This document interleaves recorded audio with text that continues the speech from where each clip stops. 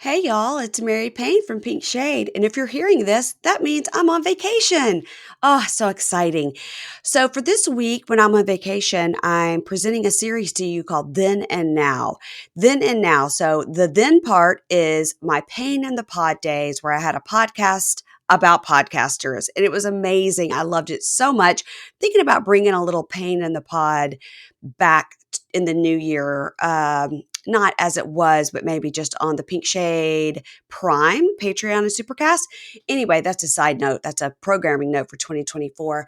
So when you're hearing these episodes, you're going to hear me talk to Ryan Bailey, Kate Casey, and Matt and Jake from Reality Gaze. And what we're going to do is break down the original episode that I had with them from 2018, 2019, 2020. And then we will talk about what's going on now, what has changed, what stayed the same. So what you're going to hear is my current interview with either Kate, Ryan, or Matt and Jake. And then you afterwards stay tuned and you'll hear the original episode. So I hope you enjoyed this series. I'm thinking about kind of stringing this along now that I see some of the old interviews I have and how great they were. I'm like, hey, why not catch up with some of these people? So I hope you enjoy it, and I'll see you in the new year.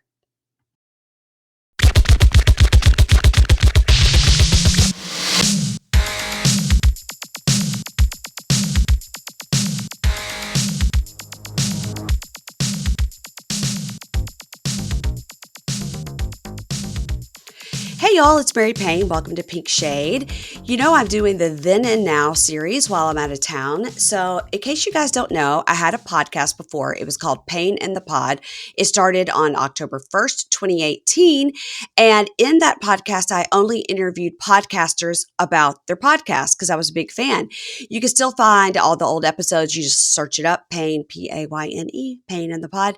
And honestly, when I started this project, I started listening to these old episodes and I thought, oh God, it's going to be so cringy and so awful. But I got to tell you, I was pleasantly surprised, especially this one, because these guys are my real friends now. And I was worried that I was, going to be offensive or something, but I wasn't. I was so proud. So Payne in the Pod, like I said, was just me interviewing people about their podcast. I had deep interviews with creators of serious podcasts like Cold or Shrink Next Door. I did a crime type podcast, and then I interviewed a lot of reality podcasters because that's really my jam. So that leads me to today's episode, which is with my friends Matt and Jake. The podcast at that time was called 90 Day Gaze, but now they're called Reality Gaze. And this episode aired April 15th, 2020. Just a month into the old pandemic. We had a lot of time to check because we had nothing else going on. But a lot has changed since then, but a lot has stayed the same. So, Jake and Matt, welcome to the show. Hi, Mary Payne. We're friends now. Since what, 2020? Yeah. Okay, so I had spoken to you guys before April 15th, 2020, because I believe either you guys came on Hey Bunky or Pink Shade when I was co-hosting with Aaron. Something we had met before this. Yeah, we came on Pink Shade. We'd met. Came on Pink Shade. So we had met, but this was the first time I interviewed you over on Payne in the Pod. But you guys, April 15th, 2020 was a long time ago. Yeah. When did we start 90 Day or 2019? 90? Yeah. So we'd only been around. 2019, y'all, is after January 1st will be 5 years. Yeah. We'd only been around for about a year. Yeah. No, less than a year. Not even. You had your other podcasts. Yeah, we had Bitchcraft, we had River Mails, but nobody listened to those. But we did. No have one listened to those. Tea, which was Southern Charm. Sweet Tea, yeah. That we started because Southern Charm took forever to come back. That started in July, and then we started 90 Day Gaze we started in September. And then I think September 22nd, and then we started our Patreon on November 22nd and of 2019. And then Jake almost died in China. And then we talked to you in April. And Jake had gone back to China where he didn't almost die. So you almost died in China in 2019. But then when you and I spoke, you were escaping the pandemic like I said, like the big ball in Indiana Jones. Thank you, I was going Harrison Ford, Indiana Jones, because you were just escaping it as it was coming. So you were in China and had a coma, and then you got out of the coma and then went back to China? No, The go ahead, coma please. was long time ago. It Oh, is, okay. yeah. But I escaped, kind of like COVID. The COVID bat was Mhm. chasing my plane. Yeah, like Yeah, literally, and right? yeah, Yeah. but I did, and I did. Someone from the Center from Disease Control did contact me. I So bet they like, did. I mean, yeah, you were like rolling like back in first town, like, generation COVA. He landed Yeah, like January 24th, something like that, in yeah. 2020, like back. So and they were closing China down like right after that. Ours was ours was the second to the last flight out that did not have to quarantine at a Navy base. Yeah, That is so that happened. scary. that is Yeah. so Jake. That's just total travel And I left energy. China just in flames, just like normally how I leave any country. Oh my I gosh. mean, a It lot. was Yeah. it was insane, and like we'd only been doing the show, and I was listening to it, and one of my takeaways is I have a lot better mic than I used to have. Oh, And I don't know if you let me do this, Maddie, but it sounded like I was broadcasting from that sub that that was trying to look at the Titanic. now why are you blaming Matt for that? I don't know. I just think he Because gave. it's Jake. I just think he gave me the worst. I think he fucked up the compression, and I sounded awful. That's Oh my That's gosh. But I sound much better now, and I think it was fun to listen to that because Were you that was- worried? I was worried. I was worried to listen to it. But now that I've listened to Ryan's and now I've listened to this one, I'm feeling a little better. But I was like, What were you am I going worried to be about? so cringy? Like, was I Oh. so awful? You know? No. I think you were really fair, and you were really trying to ask us good questions, and I think we were trying. I was still trying to kind of figure out. I know personally, I've gotten a lot smoother in the way Mm. I answer interview questions by not Mhm. worrying about what I'm going to say and how I'm going to say it. Mhm. And also I think we've gotten a lot smoother about how we tell our backstory. Because I was listening and I wrote down like, "Good Lord, Queens, get to the point." Jesus.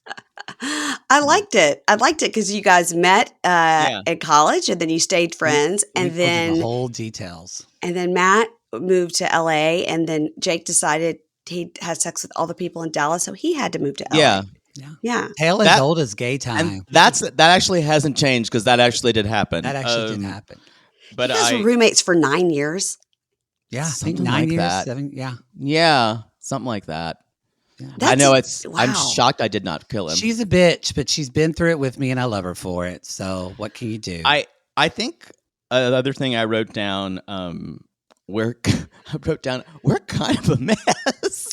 You know, my takeaway, my two things. My first, I mean, a lot of things, but my kind of first initial thing was, wow, like Mary, we're all such good friends now, and we Mhm. so weren't then, Yeah. and we were such strangers. So I felt like we were all more professional because we were minding our P's Yeah. and Q's more. Yeah. And so there was that. And it also reminded me, I don't remember how Jake felt, but I kind of feel like both of us, like we were just starting to get You were a big success. deal, Mary Payne. You were a Yeah, big deal.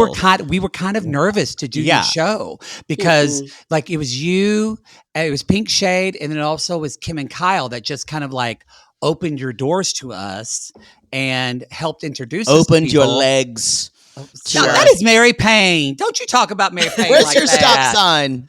She, Get get it. that, Get it. get that stop sign, Mary Payne. There you go. It's Oh, never far. It's never far. You're talking with us. So yeah, that's what I remembered. I was like, oh fuck, I forgot we were nervous about this, and this was a big deal for us to be asked to do it. That's wild. That's wild. That's was- crazy. And I wrote down, I also wrote down, God, I hate explaining to myself what I do. That'll never get old for me going, and I teach voice, and I do this, and where's my CV? Well, and you were teaching voice then. That Yeah. You was guys a had shocker so to many me. jobs. You both of you. We had- I remember you had we don't- both of you had so many jobs. We don't have a lot of those anymore.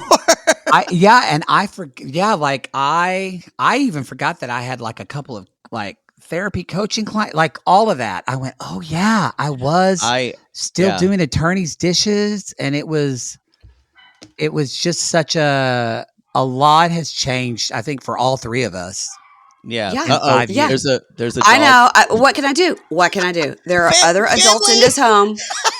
There are other adults in this home, They're and the dogs dogs. too. I mean, I just picture your dogs just like screaming from one room and your family just ignoring all of yeah. I'll write it. And that last time you and I talked, I was literally writing the most hateful text to my children, saying, "What the fuck is happening? I am recording." So yeah, I'm so nice. I'm such a good mom. Well, I forgot that Jake, not only was Matt having therapy clients, but Jake was life coaching. Yeah. Yeah. What It was now? still Now listen, Jake. Listen, I love you, but explain to me how you were life coaching. I liked how you explained it on the podcast about the singing and how it's so personal. yeah, That part I got, but the life coaching part, I'm having a little trouble with. Because she's a hot mess. cuz I'm a No, mess. Well, I'm not saying you're a mess because some of the best therapists are a mess. That's true.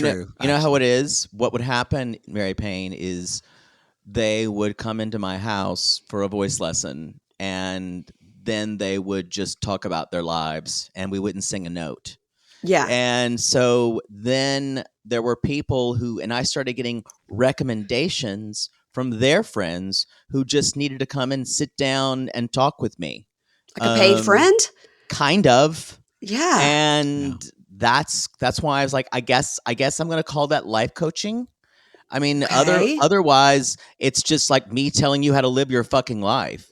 And Yeah. honestly, a lot of it was listening and kind of telling them as someone they didn't know, kind of a harder truth. Because Yeah. what something I think I'm good at is kind of getting to the root of the problem and kind of coming with an observation that is it's not necessarily going to be what you want to hear or the easiest thing to hear, but it's going to get to the root of a problem, and that's something I've always been kind of good at. So, Yeah, but no, that I can see, but it yeah, just like knowing you like I know you and like, yes, I'm I Jake, your life coach. I was I don't like, I barely do it anymore. yeah. And basically what I do, what I never advertised, I always got through recommendations. I there was never like a picture with a cloud and me crossing Yeah. my hands over and going, are you unsure of your directions?" You know, I never did that, but a lot Yeah. of it was Kind of like that the new mom from Smothered. yes.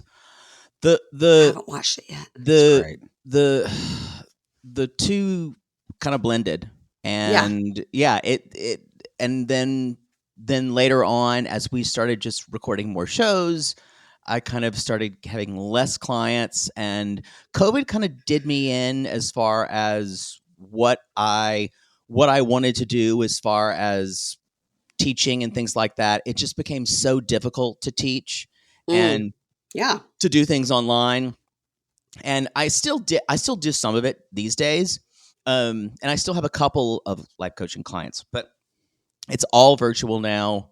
Do I you do voice lessons virtually Mhm. too? Like Yep. people don't come to your house and sit at your Nope. piano? Nope. Nope. It's all virtual. I Okay, do all did of you it. see The Real Housewives of Miami if you ever watched it? Julia doing an opera piece and she can't sing. It would be exactly like if I tried to do it. And then she had this amazing vocal coach and a guy who had done the opera part, the male part. Did you guys see this? I did not. No, I don't I've watch got to send Miami. this to you. Because so Julia's the one who's married to Martina Navratilova, Oh and wow! it is Martina Navratilova's favorite opera, and she wanted to do something for her because she'd been suffering with cancer and But she finalized just the only problem is she can't sing. Yeah. or can't sing. So then she decided to do this like amazing opera piece. It's like la Wow. da da da da da da da da da, and then the man who sang it in the opera does it with her as a duet, and it's she goes to this coach for all these sessions, and it is like whoa whoa whoa whoa whoa Oh whoa. no. It is so painful. It is really like a meme of like a cat screaming like meow. I It's I'm I thought shocked that about it's you an when I see opera it. with a man. I would think Martina never would love like dialogue of the Carmelites. A lot of Just lot of all lot of women holding each other. Yeah. Yeah, Yeah, no, women this is tight a holding. duet. It's a duet. So I'll find that and send that to you because I really was thinking, I was like, I wonder what Jake and Matt, I know they have an opinion I bet on Ronnie loved this. it because he studied opera for a little It's bit. it's Yeah. it's Yes. sometimes you have to when people are struggling or even when they're and I've had someone come in and their agent has them like they're like, yeah, I have this call for Elphaba or whatever from Hmm. Wicked, and I'm like, and I'll hear them saying, I'm like, oh my god, this person's voice is trashed. How Hmm. am I going to tell them that this may not be a good idea? And I'll say, well, here we could do one of a couple of things.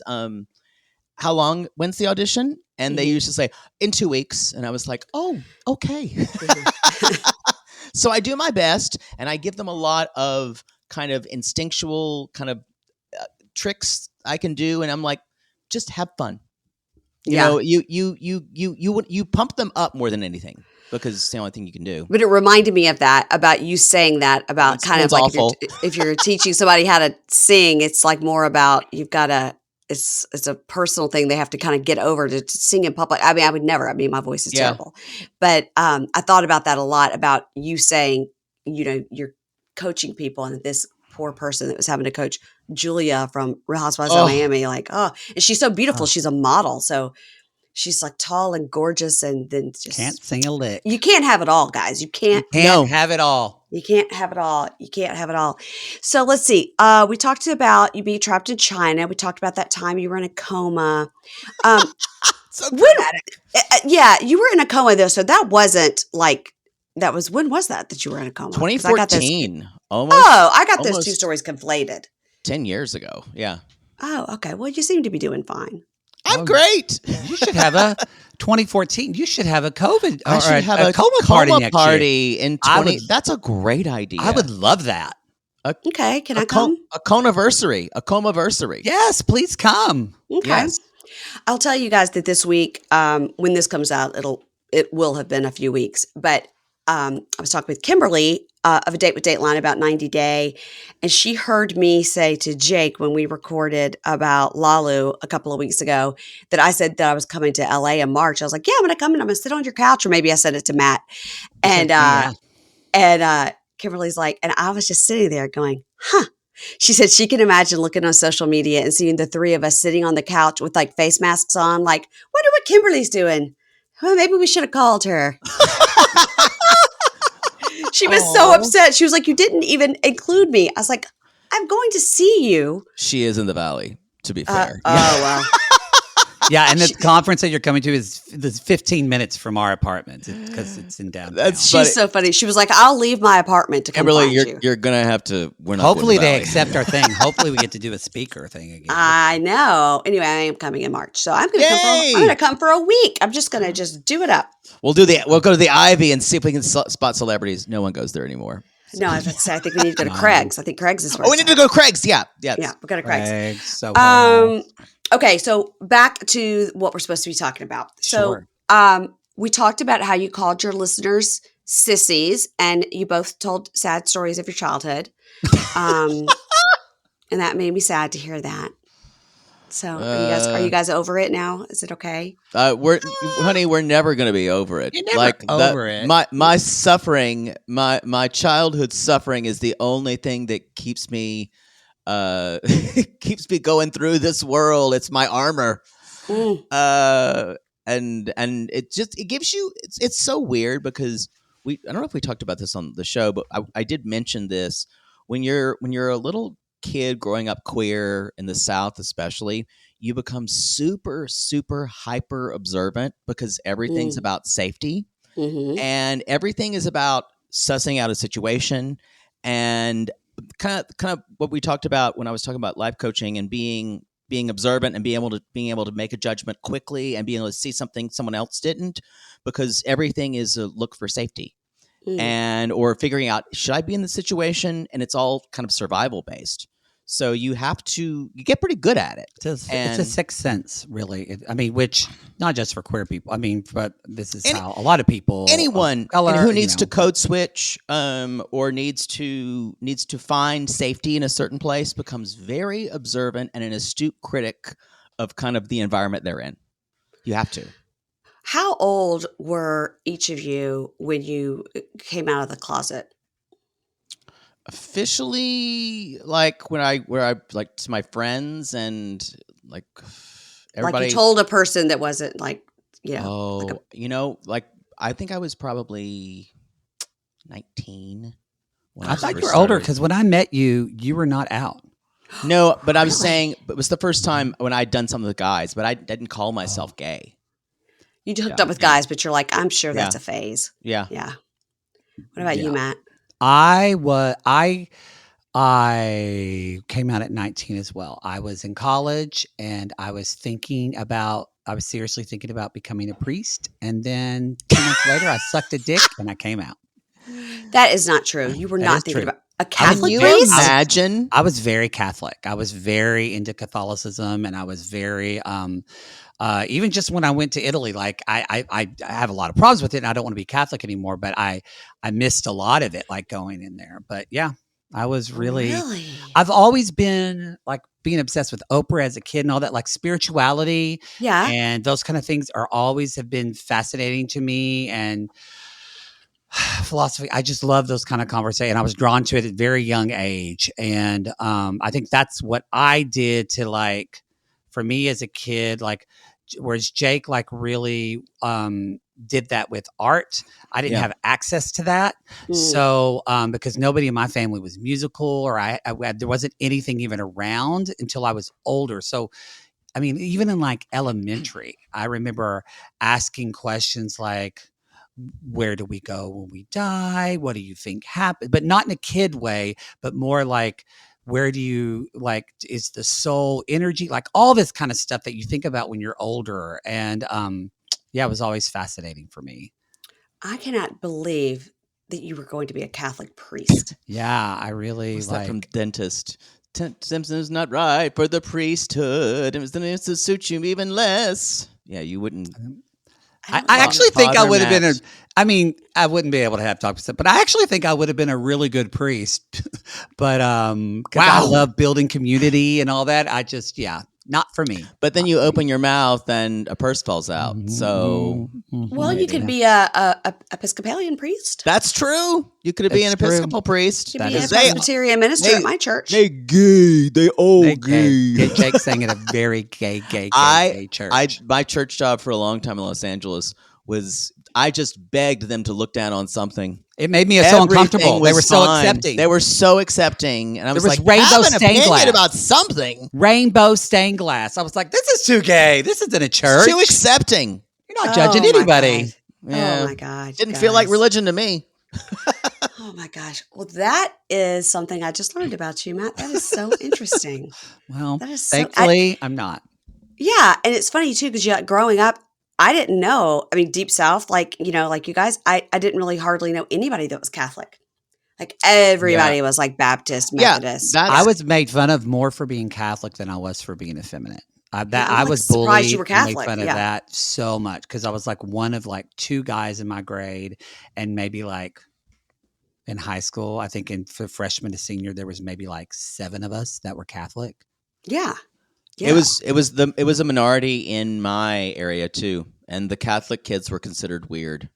Yeah. I was like, what's Catholic, Yeah. huh? Like, Yeah, if you're not Baptist or Methodist, come on now. they were all Italian too, and I think that's what's the weird part. And I'm trying to figure out where because your mother, when did they convert to Catholicism? So So strange. I don't think my grandpa grew up. My mother had a childhood friend that she was friends with and just took her to church when she was young. Mm. And so she started going to mass with them. And then her brother, my Uncle Steve, is still they're both very active in the church still to this day. But my Aunt Gail was Italian. So that's why so when they got married, but yeah, my mom just got into it as a kid, and her father was an alcoholic, so I think especially in middle school and high school, she did a lot more with that family, and that was kind of Mm. an escape for her. Mm. And then she ended up teaching. She ended up teaching religious education and then running the religious education group. But she did that for 18 years. Is that the same thing as catechism? Religious education meaning like Sunday school. Sunday school, Oh, yeah. that's different. Okay. So yeah. So it's kids. So my mom, I think she taught like second grade Sunday school for like 10 years, and then was all over the religious education. Did all that, and now she thinks you're just when you go, and the lights go out. Your That's worm it. food. Yeah, that's what she thinks now.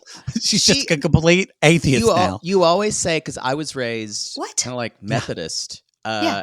and we always like we learned Bible stories and we learned about the Bible, and so whenever I quote the Bible to him, he is clueless. I'm like, "Did you have this?" He's like, "No, they just told us what to think." Well, Catholics don't take the word literal. It's much more of an interpretive. But Looking at the Bible. even to know like stories though, like I would we quote. It depends on the church. My church didn't indoctrinate us with Bible quizzes. Mine did. I had a Mine Bible. did. I was in Which a Bible I think drill. is creepy as fuck. It didn't stick. It didn't stick because I was just doing an episode with John Hill about Mother God, and I said, the 144,000 because that's the thing that's like da da You da. just fed them. Yeah. I said something about the Old Testament. He goes, "No, girl." He goes, "That's Revelations. That's the end of and I go, "It is." I go, "I didn't pay attention." I go, "All I know is it's 144,000. That's how many people are going to be saved in the rapture." I go, "Think of like Kirk Cameron. Think about Left Behind. Chad Daybell." I go, and he was like, "That's not the Old Testament. That's Revelations in the New Testament." I was like, "Oh, see, I didn't pay attention." That's the cuckoo crazy shit. Ooh. Yeah. I didn't pay was attention. To me though, I like a lot of biblical, like a lot of allusions and things we read about are in the Bible, and so that's what. But yeah, Anyway. This question, this all stemmed from me asking you guys how old you were when you came out, and we're talking about religion. And Matt revealed he wanted to be a priest. Who knew? Gosh, well, we're Father Mary. I would have been Father Mary. Were your families overall accepting?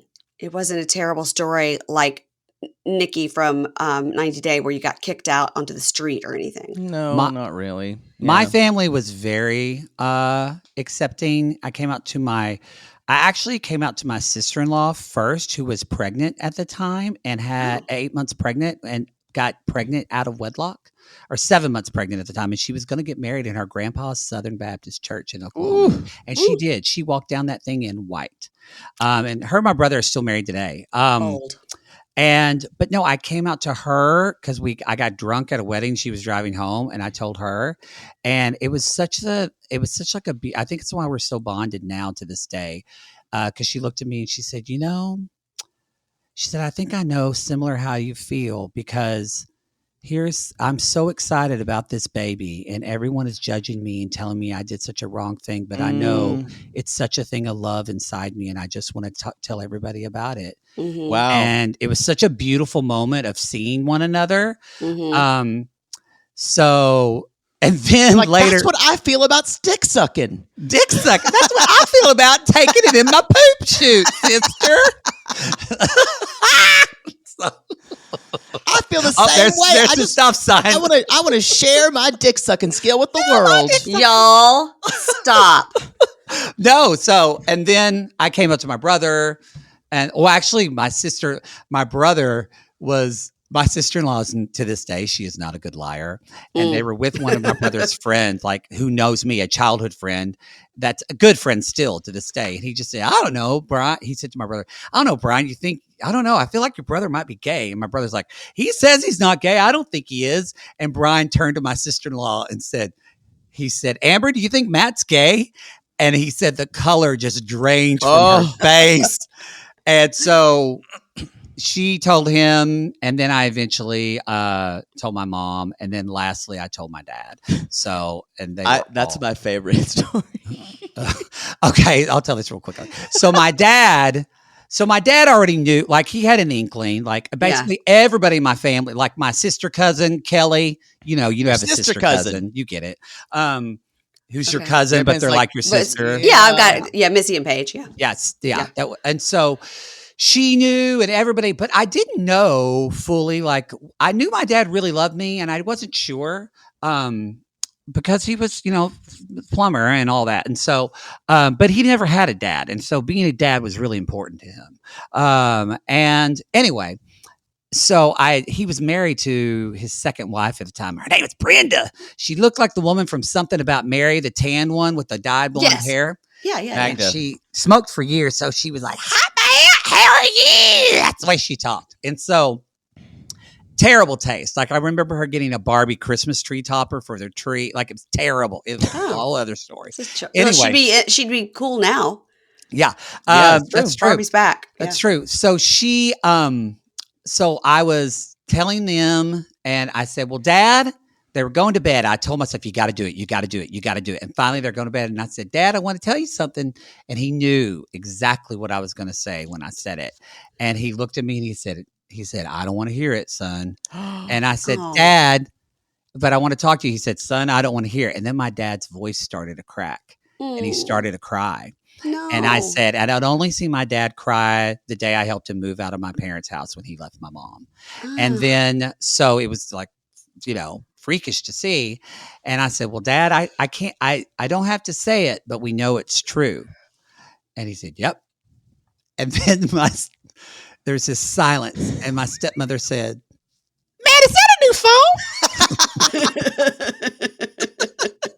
And then you just changed the subject? And then she changed the subject. And my dad looked at me and he said, "I love you, son. Give me a hug." And I gave him a hug and he went to bed.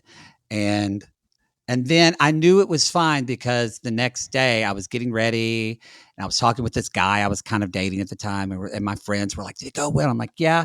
And my dad just pulled up and I said, "What are you doing here?" And he's like, "Well, I want to take you to lunch." And I went to lunch with my dad and I was like, "Oh," and it was just like, fine. It was always Everything's fine. Yeah. Jake, do you have a dramatic story to tell? Not really. I think my father just basically said, "Son, we've known you were gay for a long time." But did you come out to them or did you? They kind of knew, but they didn't though too, because right. I mean, I don't mean to tell your story, but I'm part a little bit of Jake's coming out story to his parents, because when he was in the coma and his mother and father flew to the US, they went in his house and they saw like that show we used to do, this theater show called Cabaret. Yeah. Jake My father basically says, "Is my son a transvestite?" That's what he said. He asked me that. Because he saw pictures of us, so I think they knew he was gay. Yeah, they knew thought that. maybe he was trans. But they thought I dressed up like as a drag queen. But Cabaret, that was in LA, and you were older than 19, but you said you came out when you were 19, but this was to your parents, who was much later? Much later, yeah. I think he said like they kind of like didn't talk about it, or I don't know if they fully They kind of knew. They knew. Like your brother knew, you had talked to him about knew. it, and so. But they didn't know that part of my that I was performing, and they assumed I was a drag queen. Yeah, and I said when he asked me, I said, "No, he's not. He's just gay." And we did this show about being gay. Yeah, we know that. And you still kind of saw the color drain from his face because he was like, "What? You do a show that's gay?" And then I changed the subject. Here's a life lesson. You don't want to go into a coma with things in your apartment you don't want your parents to find. Amen. Had I had known, you need to have that friend. They say that you need to have hide your friend porn that'll clean out your shit. Yeah. Yeah. Yeah. Hide your porn. Hide all your gay dressed up as Judy Garland. Wow. Wow. Now back to the podcast. So I will say another thing. I was walking the dogs today when I was listening to this past episode. And again, I was very worried about I was going to be cringing, but I was like, okay, I wasn't a terrible interviewer. I was like, pat myself on the back. I was you asked great questions. I was like, these are not terrible episodes I'm listening to. I don't know why I've so like built it up in my mind like it was going to be so terrible. So now I'm like, maybe this is a good podcast. I should listen to it more. But I did love how when you guys were talking about all your jobs, and Matt said, and the reason I said that about walking the dogs, because I can remember when I was walking the dogs, I kind of like stopped when Matt said this. You said, well, I'm doing all these jobs, doing all these things, but I'm hoping one day in this year, which was in 2020, I'm hoping one day in this year, we'll be able to just do podcasting full time. Like it's like a dream, Yeah, and you we're know, doing it, and we're doing and That you're it doing now. it. It that took. yeah. When did you leave? When did you leave the law office?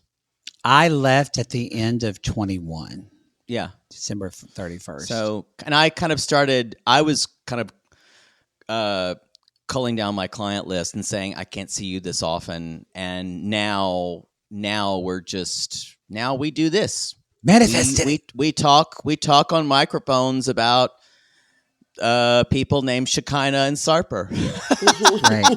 It was and that seems yeah. weird.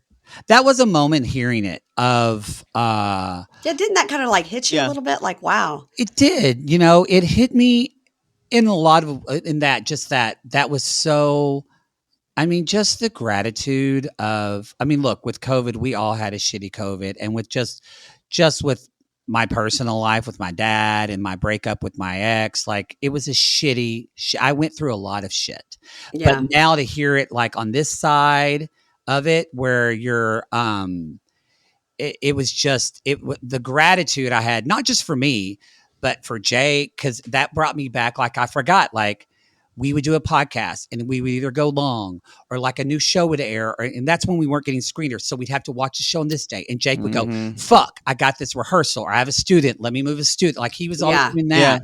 And I remember you like the hustling with you, and just honestly, and what you've gone through since we did this, like just in your life, Yeah. it was just like I was very thankful and proud of that we just all worked our asses off, but we also like I think like we've really tried to remain like who we are and try to be good people and try to connect with people and support other podcasters. Like that's still something I think that the three of us and a lot of podcasters, Ron Bailey, like we all still do that for one Yeah. another. Ronnie Ben, And it's great. it felt natural, because we want to do things that we think are fun, and we want to talk about with people we think are fun. Hmm. And if we're not enjoying it, and we feel like like a show isn't doing it for us, or we'll just say reminder that this is a comedy show. Hmm. Like this is let's see if Yeah. we can make the other one laugh, or Yeah. let's talk about something that this was so fucking ridiculous. I forgot to bring this up on our this is airing in a couple weeks, but like Yeah. I forgot to bring this up on our last 90-day thing, but I wanted to because I forgot to do it. I forgot my prop. But I was going to bring over like this enormous water jug like Sophie was drinking Yeah. Yeah. Yeah. Yes. and drink at it during like a really serious moment, Uh-huh. because moments like that in the show when they were talking about rings and she had a drinking water thing that was so large, So double the large. size of her head, It was huge. It makes my little cup here laughable. laughable. It was like at least 4 gallons that she could have put Yeah. in there, and Yeah. We do moments that a like lot for that- Happily Ever After. Oh, A there's lot of so times- many moments in because Happily Ever that After. season is not great. A lot of every time we do a show, we're like, okay, this is a comedy show. How do we make each other laugh about this? Yeah. Yeah. It's just it's so interesting though, just about like how kind of like where we were then, and we felt like, oh, we need to really think about this. We need to really plan. We need to really come up with a to-do list of this, and yeah, you have to do that. But in a way, you just follow your own thing about what you think is funny, what you think, what you're interested in, and you've got a plan. But listen to that. Don't listen to what Yeah. you think other people or should want of you, Hmm. or Yeah. yeah. Yeah. I think I really am enjoying this listening back, especially when I'm talking to like my friends. If I go back and listen to one where somebody like it was just a one and done, like I talked to them about a true crime podcast or something, and I've never spoken to them again, that's going to hit different than when I'm listening to these ones back with people that I'm actually friends with now. I've been Yeah. friends with for 3-4 years. I'm like, wow. And you are right, that we probably were being a little more careful because it was just sort of like more of an interview, right?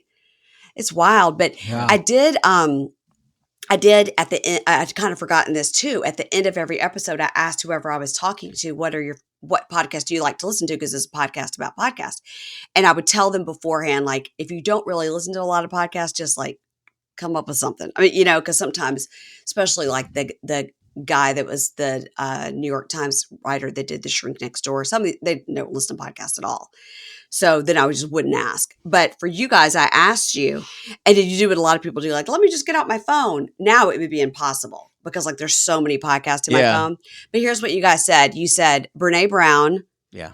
Mhm. The Moth, which I'd never Yeah. heard of that before I till love The then. Ear Hustle, which I still love. I haven't listened to the new, but I love it. I haven't listened to it in forever, but I know I could jump back in. Yes. Dolly Parton's America, Mm-hmm. Reality Cray Cray, of course, my Mhm. friends. On Being, I don't know what that one Krista- is. Krista Tippett. I don't know Yeah. what that one is. It's a great show, metaphysical stuff. She Oh, talks boo. about just kind of like, well, it's like it's a little new agey, but it's not bad new agey. Okay, all right. It's not LA new agey. It's not Mother God New Agey. No, not, not intergalactic. Okay. Then there was Armchair Expert, which I used to love too, but once he moved over to only on Spotify, I just couldn't find it. I never listened anymore. That affected me too. I just don't. I don't listen because he has an episode. I just saw the other day, like he's got an episode with Shania Twain. So, I'm not good about listening to podcasts on Spotify, and I know a lot of listeners are. I know they are, but for me, if it's just not easy Yeah. in my phone because I've got so much other stuff I'm doing. Same. Where Do We Begin? Which is another one I didn't know Yeah. what that was. Esther Perel. And that was it's like a couples therapy. She's a one? couples therapist. Yeah, it's great. She's pretty big now. She does like all these different stuff now. She even has like this deck of cards, like to ask people questions that I got. It's a really cool kind of ice breaking game. She's fantastic. And then you recommended The Score, Bank Robber Diaries. That is something I found out about that because it was an ACAST show and we did an ad for it. And then Yes, listened I to remember it. that. I'd listened to it and it was really good. And I really enjoyed it because it was about this guy that he was talking of how I love robbery and heist movies and things like that anyway. Mm-hmm. Yeah. And he talked about how he did it and like how it was like only like 4 episodes. It was fascinating. And then the last one you said was Cold Case Files. I'm a big Cold Case That's Poodle. Files That's not person. me. That was Jake that said it. I'll be Yeah. terrified. I don't see, but yeah, Matt, it's interesting to me because you're not a true crime kind of guy, and I am all about it. When I need to literally lay down and take a nap, I either put on Poodle. Same. Kimberly and Katie Date with Dateline, or I put on My Favorite Murder. I need I- I need worse than that, Mary Payne. I need Oh, horrific, gory details. My late night television watching is Forensic Files. And Yeah. I know we have so many listeners who and one of my friends, they're staying in the same room that I was in. I was like watching it, falling asleep. She's like, "Yeah, can we turn on to something else?" She's like, because it's just like she remember Peter, what's his name's voice, like, when they found the child, she was sexually assaulted and naked. It's be ashamed. They thought she would live, but was not to be. oh no! I think they even said, our friend said, and she was covered in maggots. Oh my god! And And Jake's I was over like there just. I would never date ever again if I watched true crime. I barely want to date now. I would like be terrified. I only watch the sanitized version that is like kind of like it presents it in a way where something is going to get solved.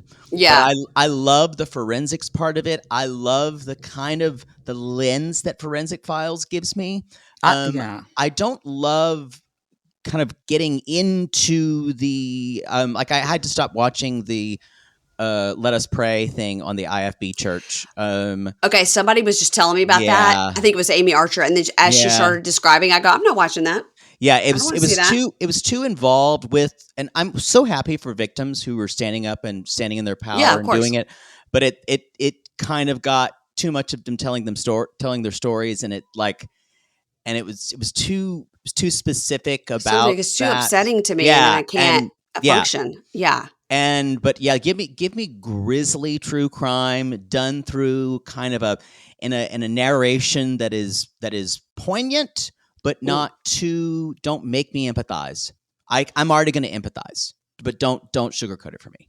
Forensic Okay. Files for me every day. Okay. Forensic Files. Well, and it's so funny too when you think about like Katie and Kimberly, they cover Dateline and they will watch a Dateline episode. And Great if it's example of a show. Yeah. and if they think it's too gory or it involves any kind of like abuse or rape or anything, they're like, we're not gonna do that one. We're gonna do a lighter one that's on there. I was like, what? Somebody's still gonna die. It's not gonna be lighter. Yeah, I don't. But they are really careful about what they cover because some of it is too upsetting. I Some totally of it is too understand that. upsetting. Yeah. I They're like, yeah. It's interesting what your level can be because I think what we have is the 3 levels here. We have Matt's level is none. My No, level I will is do like crime. I will do like, again, robbery. I do enjoy cult true things. crime. Yeah. Like Crime. cults are fascinating to me. Okay. But once we get into physical harm to people, Mhm.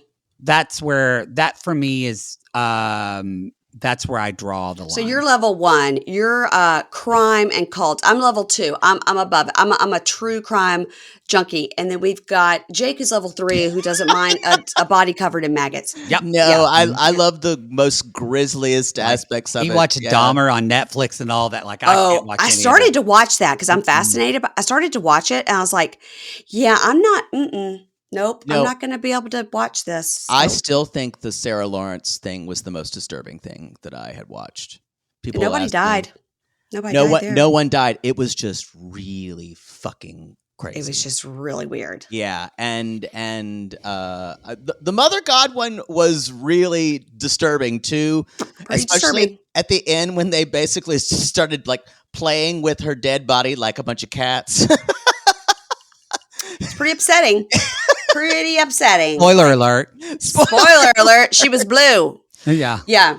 You guys, if you haven't watched it, I can't help you. It's at this point, it would have been out 2 months. Yeah. Unreal! You have to watch Mother God. Did you watch it, Matt? That's No, a cult. I would though.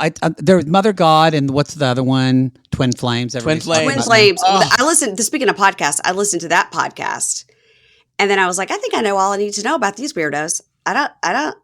But I no, don't need to see it. Part 3 of that. Part 3. People are like, oh, I understand. They're just a weird cult. Halfway through the second episode, they start to get into gender reassignment, and I was like, Twin Flames. Yes. okay, here we go, Cuckoo Town. It was nuts. They might tell you, Matt, that your twin flame is me, but you have to be a lesbian, so you're going to have gender reassignment surgery to be a woman to be a lesbian with me. With her. Yeah. And Like, they, that's how- and they reassign it. Yeah. You don't get a say. You don't get to choose. It was so fucked Yeah, up. I like a good art heist You like an documentary, art heist, something okay. like that. Thomas Bank Crown robbery. Affair. Yeah. Oh, love that movie. Not You guys. Not the remake with Steve McQueen. Yes. Oh, I was thinking of Pierce Brosnan. No, it's a good one too. But I mean, the original with Steve McQueen is really, really good. I didn't even know that was a thing. Yeah, that's a thing. Well, listen, guys, I told you I wouldn't take up a lot of your time. It's a then and now. We listened to what happened then, and here it is now. So everybody, that episode aired April 15th, 2020, and here we are now in December of 2023. We're still friends. We're still hanging out. We are. I love it. I'm so glad our little podcast community grows tighter and we know everybody. And I think it's so nice where we can count on our friends to, when Matt goes to Europe for 3 months, to fill in. So. Yeah. I can't wait till you take a vacation. I'm not going to say a word. Just You're don't going to come let it affect back. our podcast. So. It didn't. Although our numbers were down. Oh no, no, they weren't. Honey. They Stop were it. not. I bet they weren't, and I was a guest. That is The pull quotes I have when people said about the shows. Oh my God. They said, "Thank God that other guy's gone." Thank They're like, thank God the show is coherent now. None of that is true. Everybody, you know where to follow Matt and Jake at Reality Gaze. Yes, Reality I Gaze keep podcast wanting- on Insta. Why do I keep wanting to throw back to 90 day your old name? 90 I don't Day know. Gaze is a great name, I will say. It's so. It really They just is. tried to sue us, so we But it All worked right. out. It It worked worked out. out. And we do other shows now, and Yeah, it's Mother's better to Blind's have the it's better Mothered. to It's have better to the have, yeah. It's much it's better better. to have the umbrella. Because now we are the gays of reality. We're the Yeah. reality gays. You're the reality gays. We're So- reality's gays. So top that, and someone can top us. You got to bring it Stop right. sign. You got to take it to the gutter right when we're almost done. Always. Always. All right, Always. everybody follow Matt and Jake at Reality Gaze on Instagram, and please follow me as well. Going to be trying to put out some content from Europe, but I don't know if it'll work. But I'll be trying. Go over there and check. My Just go over there and advice. check. My advice: check the Wi-Fi, and don't broadcast from a hotel lobby, and you can hear birds because that's what I do. Jake has done that. Okay. Yeah. Okay, y'all. Talk to y'all later. Bye. Bye.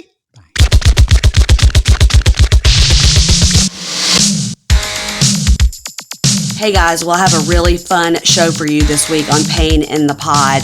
I talked to Jake and Matt of 90 Day Gaze. A lot of people in the reality podcast world know these guys. They're hilarious. They cover several shows, but the one they're doing right now is 90 Day Fiancé.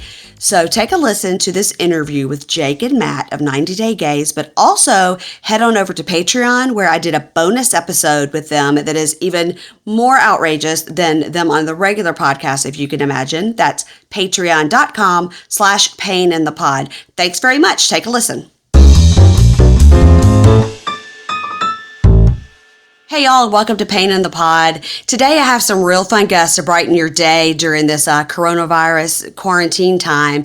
It's Jake and Matt from the 90 Day Gaze. Now, if you don't know about this show, well, you really need to take a listen. It's a recap show where they talk about all things 90 Day Fiancé, but these two have a whole podcast network. In addition to that, they also have pretty important day jobs. So I'm pumped to talk to them about their careers and, of course, my favorite show, 90 Day Fiancé. Welcome to the show, Jake and Matt.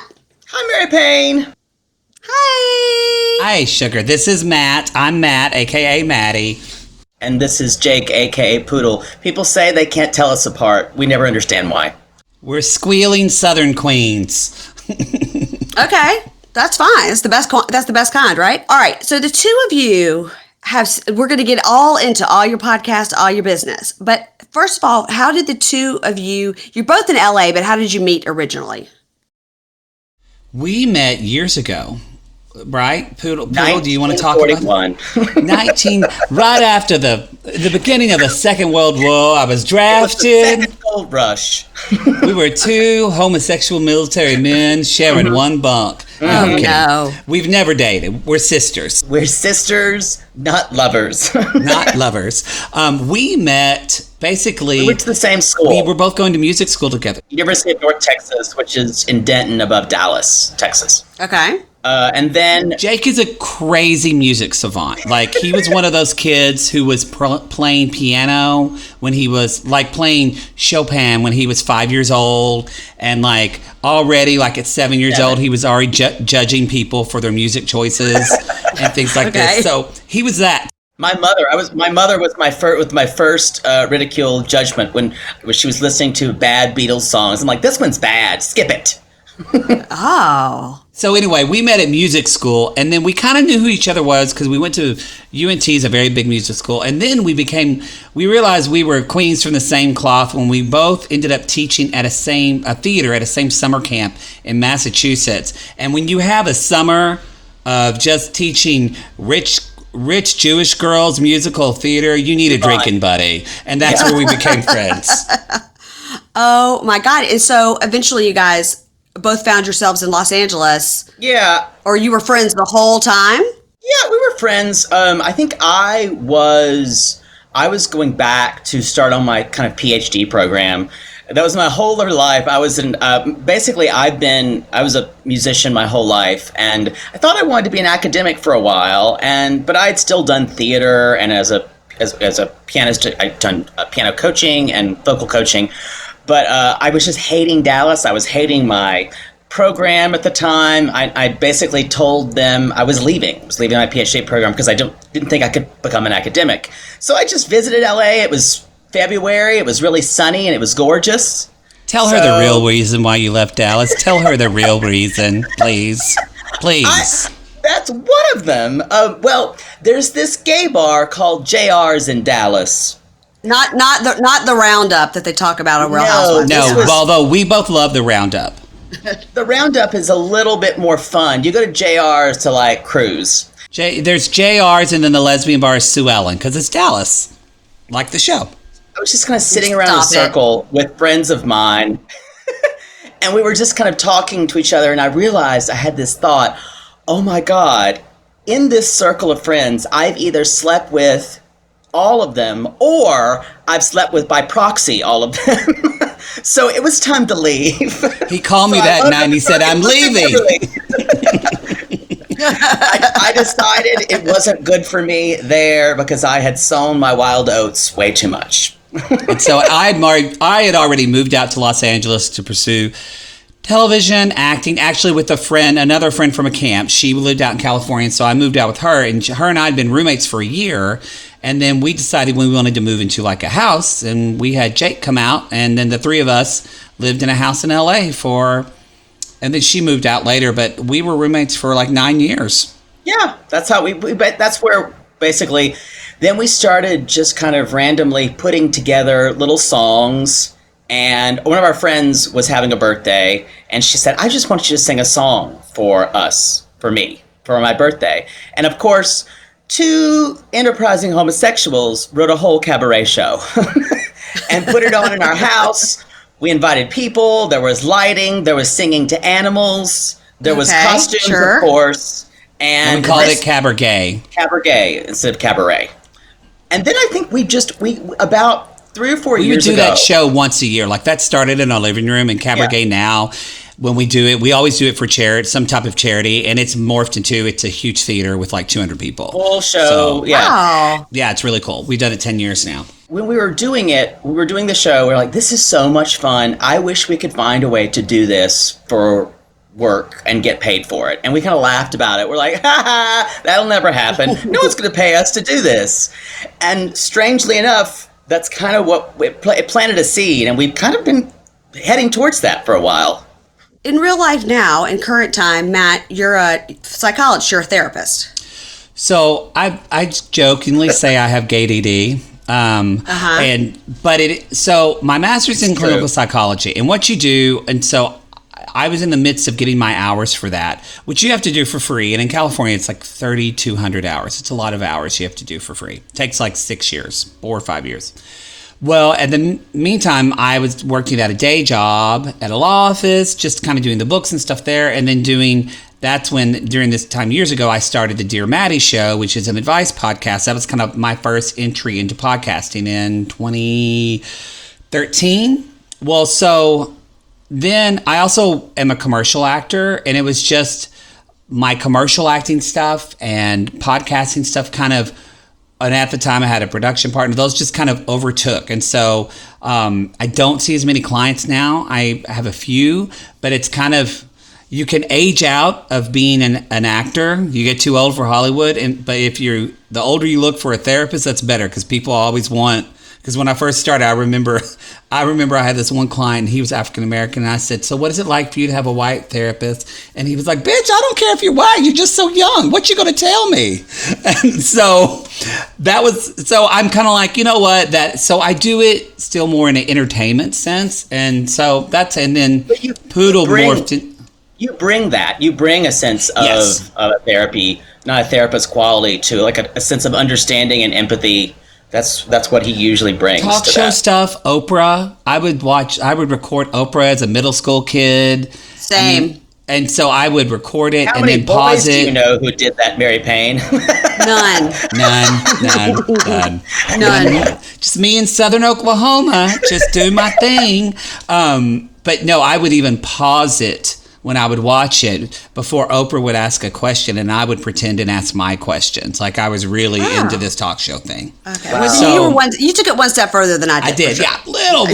It was my passion, and it still is. Stories, interviewing people are so much my passion, and so that's why. And so I love doing Dear Maddie. It's on hiatus now because I want to kind of rebrand it and have some ideas for it. But in the midst of that, Jake was kind of like he was writing musicals, and Jake voice teaches, and then he that morphed into, for him, life coaching, because we joke and say that we do the same thing, because teaching voice is so personal. I'm a singer too. I studied opera, so I get it. It's such a critical internal thing, and it really is truly just like therapy. I would be like, oh, this client cried and he would be like, my client cried.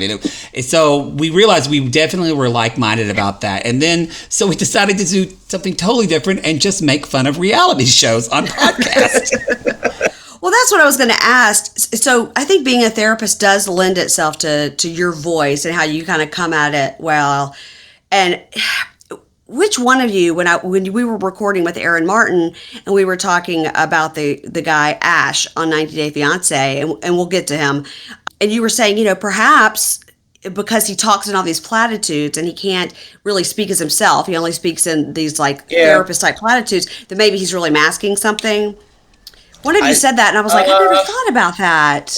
We who knows these days? Basically, my idea is my kind of way I work. We were talking about this before, but as a voice coach, your voice and your singing voice is the most personal thing you have. It's something you don't really share with people. So you can kind of get pretty deep. And I think of myself as a problem solver.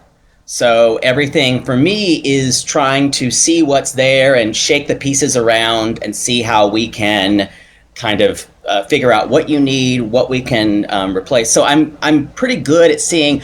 People will show you things when they walk through the door, and they'll tell you what they need, they think they need, and most of the time they don't need that. So it's kind of, you're reading the cues they're giving you, but most of the time they have no idea what they need. They don't. So Jake, explain to me. Okay, so we know Maddie is a therapist, but doesn't use it totally, and you are obviously a trained singer, but now you say you're a teacher, but are you teaching piano? Are you teaching voice? And then you're life coaching also. I'm just trying to get all these jobs out there before we are like talk about what we're here to talk about. Y'all. We are gay DD. We know it. I would call myself a vocal coach, as in someone who works with singers more, very holistically. God, I sound so LA when I say that. But I'm working usually from the inside out. Because singing is, everything wrong with singing is in our heads. Everything right is in our bodies. So wow. I can, if I can turn off that voice, or turn off, as I say, everyone always has that voice. I always say, name it first. And for me, that voice is my mother. Every time there's like a judgment, there's always a voice. And if you can name it, it loses its power just a little bit. But I'm always trying to kind of figure out ways to solve problems in a very holistic way, which just kind of worked itself into life coaching in that way. And I have clients who they'll come in for vocal work, but we'll sit here and just talk for an hour. And that is perfectly, and they'll come in the next time, they're like, that was really helpful last week. So I find all of them kind of integrate for me. I don't see it as very disparate, actually. It all feels natural to me, which is kind of how I know it's correct or right, if there is any right or correct. Who knows? You guys are, you're so interesting. You met in music school, and then you both still are in that world, but you're both also a little bit in like of a therapy world. However, we're 15 minutes into the podcast, not even discussing your podcast because you've got all these other jobs. It's crazy. I know. It's so Bitches crazy. need money.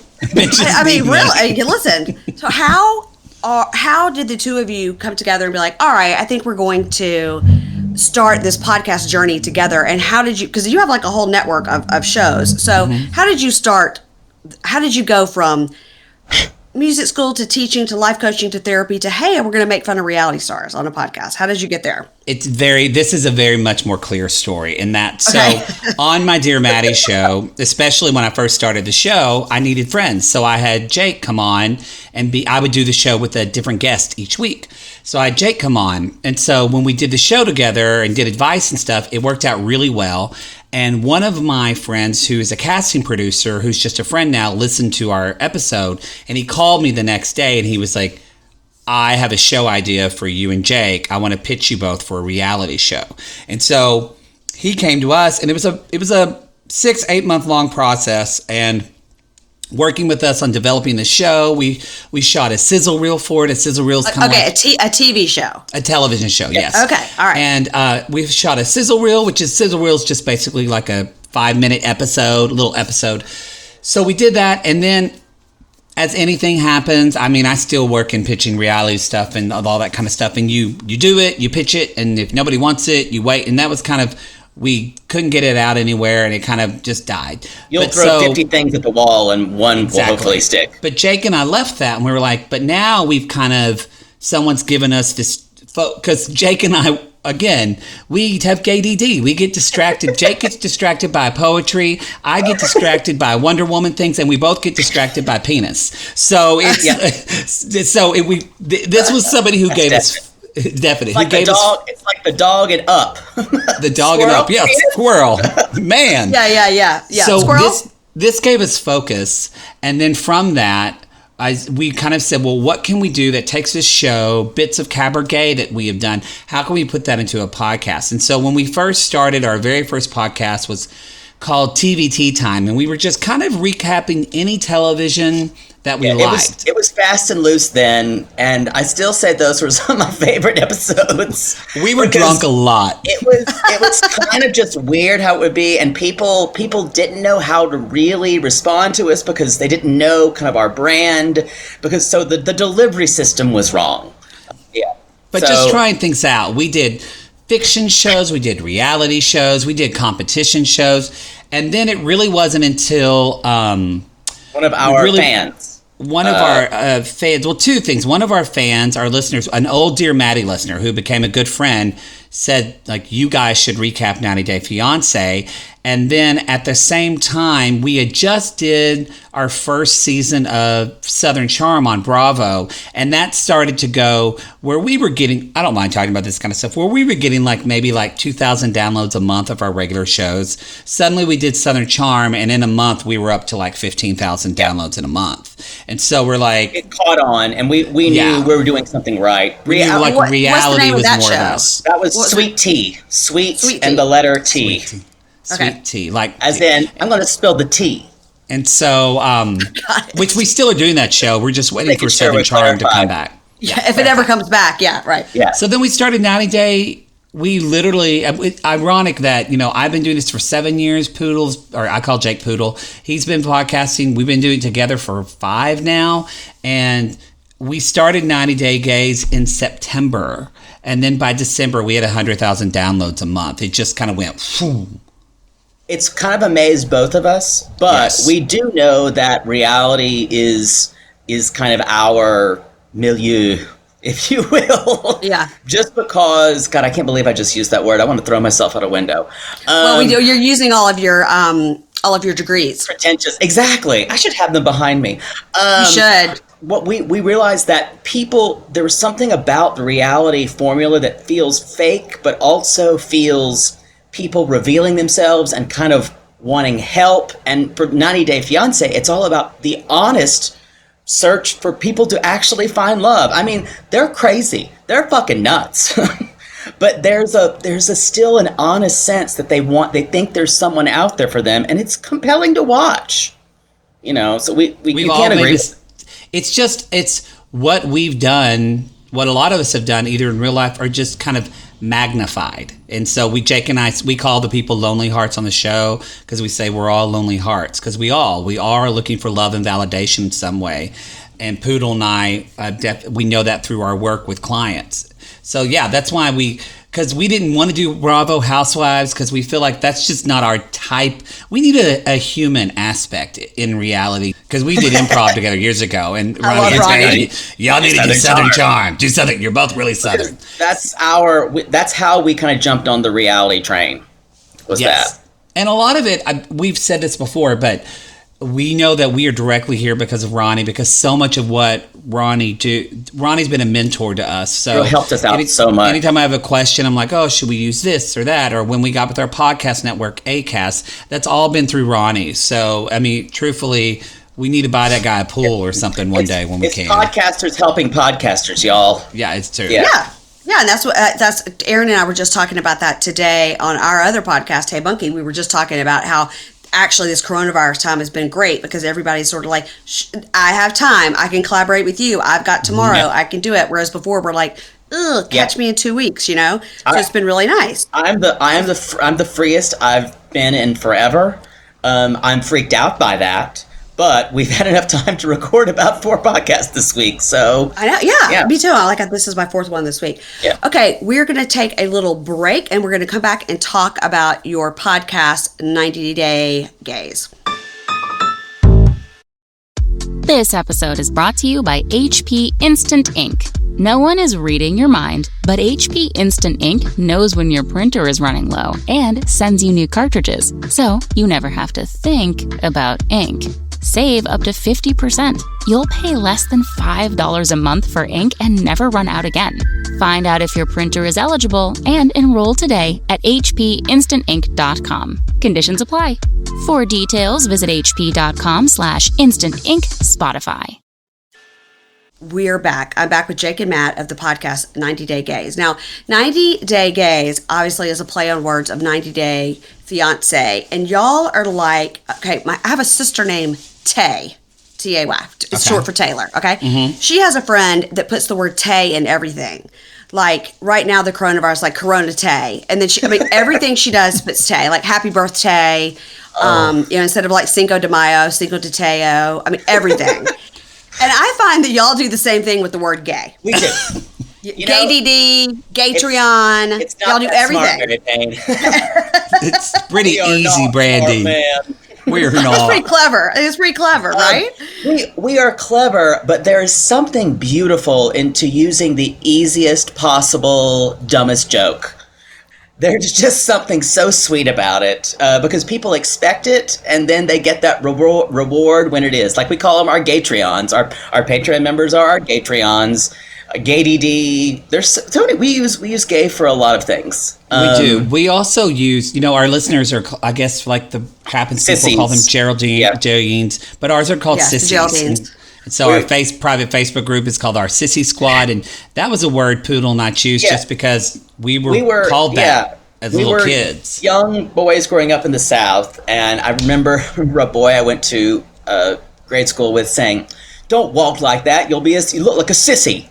And that word, you wear it like a scarlet S your whole life. And there was something, we were talking about it, and I don't know who said it, but I said, what about sissies? Because, so now these women are calling themselves sissies, and I gotta tell you, it's pretty and straight men. Pretty fucking empowering. It is. It really it's taking is. it back, right? It's like you're taking the word back. Yeah. Have y'all, that just made me remember, one of my favorite writers from Mississippi, Kevin Sessoms, and he has that book. It's called Mississippi Sissy. Mississippi Sissy, yeah. I met him because I used to work at a bookstore in my other jobs, and we did an event for him. He was absolutely lovely, just bald gay guy. He's great. He's from Brookhaven, Mississippi. Yeah. And what's interesting is he has a sister that's also gay. And then he has a brother who's a very well-known sculptor and painter, and his sister that's gay is a very well-known oncologist. So it's a real interesting family and a real interesting life. But every time you say sissy, I'm reminded of his book where he talks about sort of taking that word back for himself. Yeah. I think y'all just are so funny, and I think that you making the joke is like the lowest common denominator joke. Like I'm just going to say it for everybody else does, and you kind of take it back, and that's why it's funny. Like, I'm not going around calling people that, but you can, and that's why it's funny, One of Poodle and I's biggest inspirations for comedy is, first of all, we both love Carol Burnett, and we love Mama's Family, but honestly, so much of our jokes go back to Hee Haw. We both grew up loving our dream is to do a sketch literally in a fake cornfield one. I think I would cry probably if that happened. I don't think you'd have to do a fake one. You could probably just go on over to Poodle Oklahoma gets too and hot. find a real one. No, Poodle gets too hot outside. We need air condition. Then he's a bitch. Yeah, I don't do well in not good circumstances. But no, there's something about Hee Haw that felt, again, taking it back, that felt so comfortable but yet foreign to us. But we loved the jokes. We loved the kind of folksiness of it. And we're both kind of Southern, so That's Not kinda. Yeah, well, I am very Southern. He's more Southern. I'm Oklahoma. It's kind of Oklahoma. country. Who even knows what it is? It's kind of Questionable. yeah. I'm from South Carolina originally, from We rural. were founded by Land Run. It was a whole shit show. My people go back to the 1600s, but they're all scary mountain people. I don't know where my people came from. I'll just say they came from England. Yeah. My question for you guys is, if it wasn't coronavirus time, if it was regular days, how would you keep up with your day jobs? Now, I've heard now opera, poetry, commercial actor, psychologist, musician, teacher. I haven't even written down all the things. How do you keep up with all those things plus all these podcasts that you're doing? So, like when Southern Charm We are comes back, so LA. We are we'll be so doing LA. Southern Charm and this. I will say this. This is going to sound really gross, but I really love what I do. Yes. So it's not there are days where I'm like, oh, I have another fucking 14-hour day where I'm just going to have to, like, it's going to be bad. And I have to just tell myself, you get to do this for a living. You get to do this and enjoy it.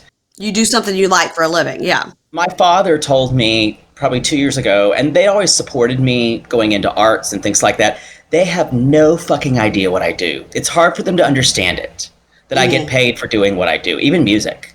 But he said, I really admire you because you get to get up every day and do what you want to do. And See, that's so sweet. yeah, and it's so that's what I take with me. Now, the podcast can be exhausting, but we usually have fun. Like, we get along. It won't sound like it on the podcast because we're griping at each other like Bert and Ernie. But True. People ask, like, do you fight? And we don't fight because we're always just kind of bickering. yeah, So it's more even when bickering. we were roommates, we didn't really do that. I think it'll be, you know, my boyfriend just said to me the other day. He said, "Boy, what's it going to be like to you to go back to, you know, normally I would get home at 11:30 every night because Jake, I would be doing a day job thing and then go to Jake's at night and we would be doing all our stuff. And so now it has been, I mean, I'm working from home like for day job stuff, but that's not taking a lot of my time. Yeah. So and I'm not doing gigs. I'm not doing music gigs anymore. So we're going to have to get used to it.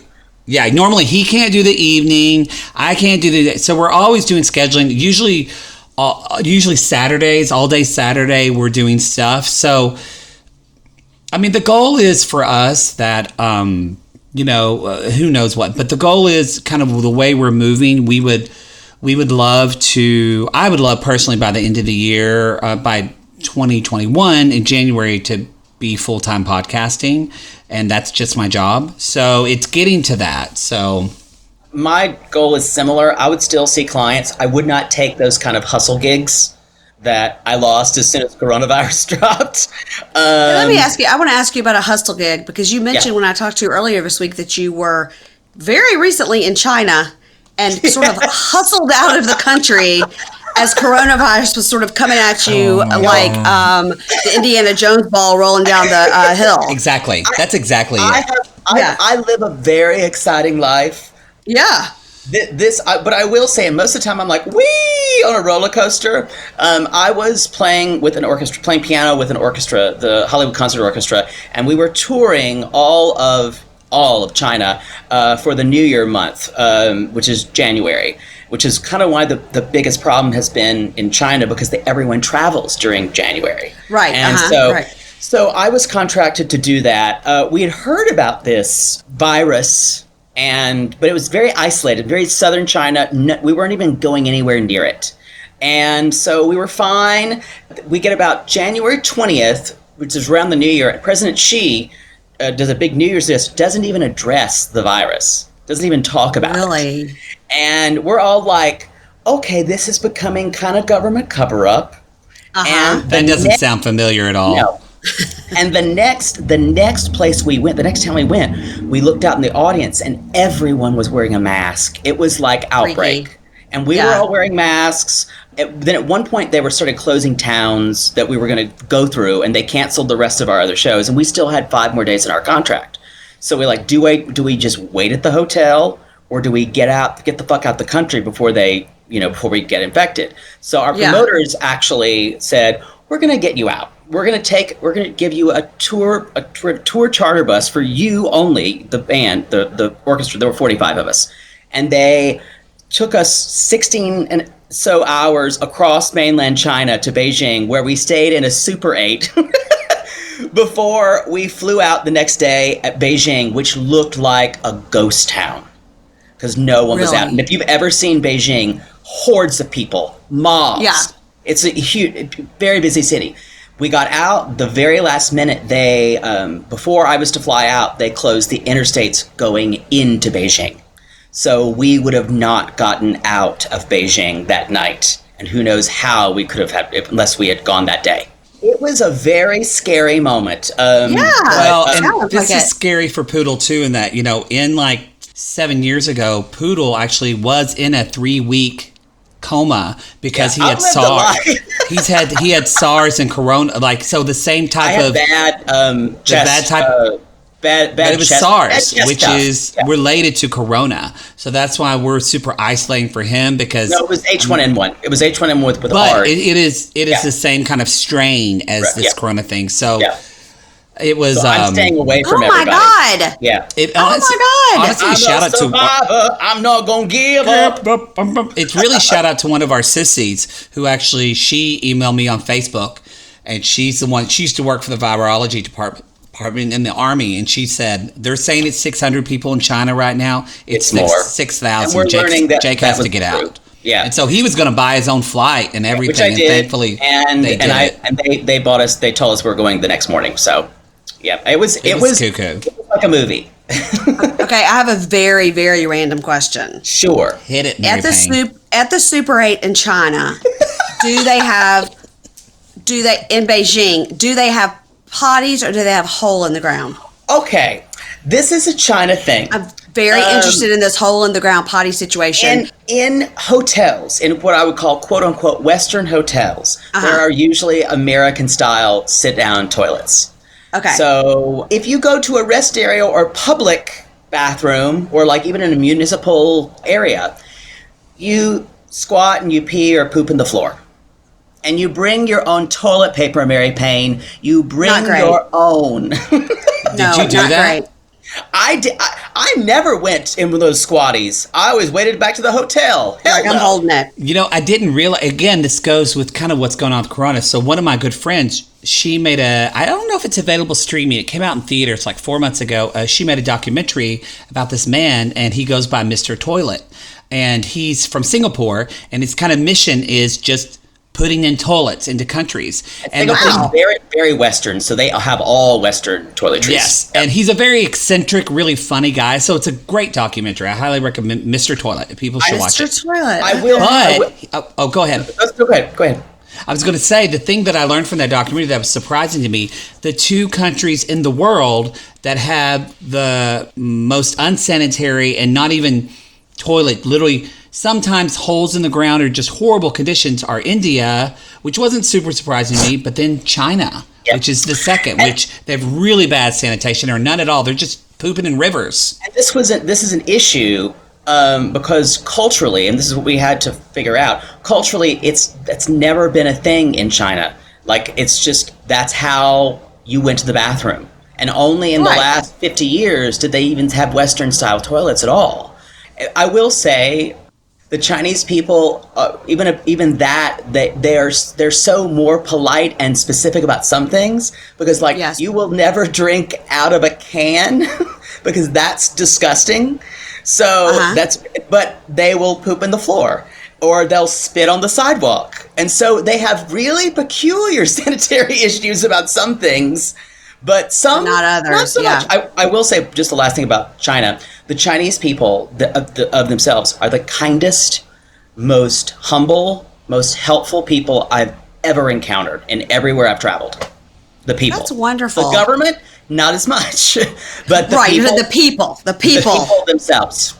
Jake called me or texted me. He was like, you can't use Google in China? I went, Jake, it's China. And then he said, I can't get on Facebook. And I'm like, it's communist China. Instagram, they block all. The only thing, Mary Payne, you know how you use Google? you Bing.com that shit. Because the Chinese government owns part of Bing and can monitor what people learn. And then trying to do a podcast. I mean, I should have just given him a tin can with a string. I bet. We should have tried it. It was hard. Yeah. It's hard. Oh my God. Okay, my last question, then we're going to take a quick break, is I get why Jake calls Matt Matty, but I don't get why Matt calls Jake Poodle. It's a harder one.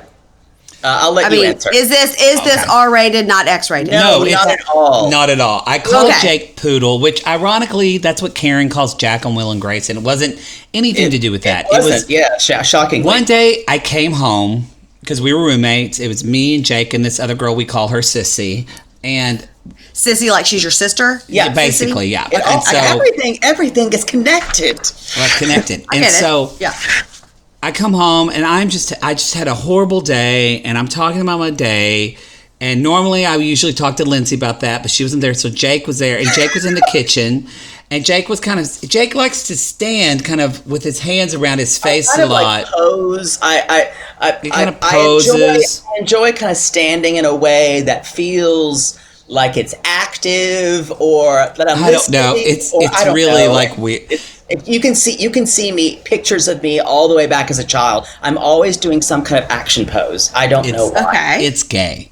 And so I think I'm trying to be cute. Talking to him for like 2 minutes, 5 minutes, explaining his story, and then I kind of look at him like, well, and then he just says, myself in the mirror or something. He said, do you think I look slimmer if I bevel on this hip or if I bevel on that hip? And I'm like, are you freaking kidding me? And so I told him at that moment, I said, you know what? You're like a poodle. You just want to stand and have people admire you. And ever since then, it just stuck. And now all of our close friends call him Poodle. Yeah. All right. That's amazing. I am getting just a picture of that because on a couple of your the pictures for your podcast, you were doing that sort of that face on shin, pose. That's his favorite pose. I don't know why. I have no idea. It's like leftover from when the photographer in school would say, "Come on, say money," and you would have to do a weird little pose. I'm still doing it. Like Olin Mills. It's very John Bonet of you. It is. Very, very John Hopefully Bonet. I won't meet the same end. Oh, let's hope not. Let's hope not. Coronavirus is going to get you. No. No, it's not. It's not. Okay, we're going to take a quick break, and we're going to come back and talk about podcasts we love. We'll be right back. Support for this podcast comes from Invent Together. According to studies, less than 13% of all inventors who hold a U.S. patent are women. Black and Hispanic college graduates patent at half the rate of their white counterparts. But we can fix that by increasing participation in innovation and patenting by underrepresented groups. It would quadruple the number of American inventors and increase annual GDP by almost $1 trillion. Invent Together is a coalition of organizations, companies, universities, and concerned citizens committed to ensuring that everyone has the opportunity to invent and patent. Because the more diverse the American patent system gets, the stronger and more successful our nation will become. What can you do to help diverse inventors patent and unleash economic opportunity? Find out at inventtogether.org. Learn more and take action today. Okay, I'm back with Jake and Matt, Poodle and Maddie, from 90 Day Gaze. Okay, so in this time of coronavirus, everybody's listening to more podcasts, everybody's getting more content, and of course, everybody's doing Tiger King and all this stuff on Netflix and all that. So what podcast, besides the ones that you are on, which is about 20, which ones are you guys listening to? Well, quick self-promotion too on that. Okay, is that we do have in our Patreon, we do have the whole show of Tiger Queens. We call it Tiger Queens. We have a whole. If you're looking for more Tiger King infotainment, you can go on our Patreon and we have one on a regular feed and 6 other episodes. You just binge that shit. We do talk a lot about gay things. So if that's your thing, go for it. And Southern things, because I'm like 30 minutes from where Tiger King lives, so grew up, and my uncle had a pet mountain lion named Bobo. So we talk about that a lot. We can't talk about Bobo. It tracks. And then Poodle's from South Carolina, close to Myrtle Beach. I knew people who had visited that. So Doc we have a Antol's. little inside scoop in that way. But anyway, Poodle, talk about what shows you like. So I, just because of coronavirus, I have been loving, and people probably know this, but the Brene Brown Unlocking Us podcast. I've been telling everybody about it. She just did one with the grief expert David Kessler, I believe it is, who studied with Mary Payne's like, don't ask me. It's a lot of self-help. I love Brene Brown. I've been trying to get him to listen to her for years. But this is talk about grief and the stages of grief and kind of like what we're going through now. And if you just need that, a little bit of that, she also talked to Tarana Burke, and then she did something with, who was it? Someone else, but she does one she talks with another person. But I love that one. I love The Moth. It's a kind of a storytelling podcast. I love The Moth. The Moth is a storytelling podcast. Oh, it's very popular. People It's do good. story slams, and you kind of come up and tell a story at the evening of The Moth, and it's usually live, except now in the time of Corona when they're doing it remotely or doing a rebroadcast. But it's great stories, just told by great storytellers. And I'm Southern. I've never heard of this. Oh, you'll love it, Mary Payne. You will love. You'll love the storytelling of it. Those two. I think I have one more, but you go, Maddie. I can't remember what I am looking through my app now. So something that I'm enjoying right now, this is a little bit older, but maybe like 4 or 5 months old. But if people just want something that's binge worthy and kind of joyful, I highly recommend Dolly Parton's America. I was going to say that one. You're right. It's so great, and it's about Dolly Parton and her life, her songs. More than that, it's about culture and her culture, and everything. And It's a she whole just world. gave $1 million to Vanderbilt because they're kind of on the cusp of some corona research. Yeah, And yeah. ironically, the doctor who she gave it to, his son is the host of Dolly Parton's America. Jana That's how Boomrod, who's also the host of Radio Lab. So that's how it got connected. So it's a very interesting story, and it's very interesting his take. Also, I really love Ear Hustle. That's a show. Me too. I love that show. So I love Ear Hustle. Also, again, if you're interested in 90 Day stuff, we really love 90 Day Cray Cray. Like, we both listen to Kim and Kyle. They're hysterical. They also get their facts right more than we do. Y'all, That's not our strong suit. No, we're not me neither. We're not an info show. They know so much about in this dollars, those dollars Yeah. meant this, but in this, and they'll Yeah. know a lot about the Kim, hole in the ground They're very situation. smart people. They're software very smart. people, and they're smarter than both of us.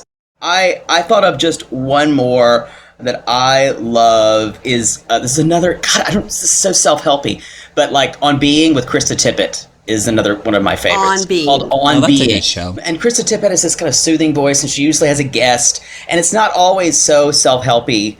But I love story podcasts like The Mott, This American Life, of course. But and I love kind of like just thinking about things podcasts. You guys like Armchair Expert? I was just going to say, that was one of them. I literally was going to say, okay. I was about to love say, Armchair that's the only Expert. self-helpy one I listen to because I love I Armchair just Expert. downloaded it, and I really like it. Yeah, that's what I imagined when I started Dear Maddie.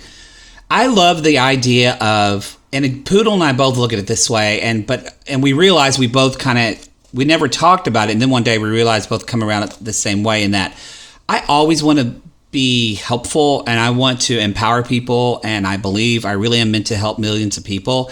And I always want to make sure people are entertained first. I never want people to feel like I'm preaching at them, telling them what to do. I'm also the type of therapist I am. It's a narrative therapist, and we operate from the standpoint that people are their own experts in their lives, and who are we to go in and just tell them what they're doing is wrong or right. More, it's about investigating their lives.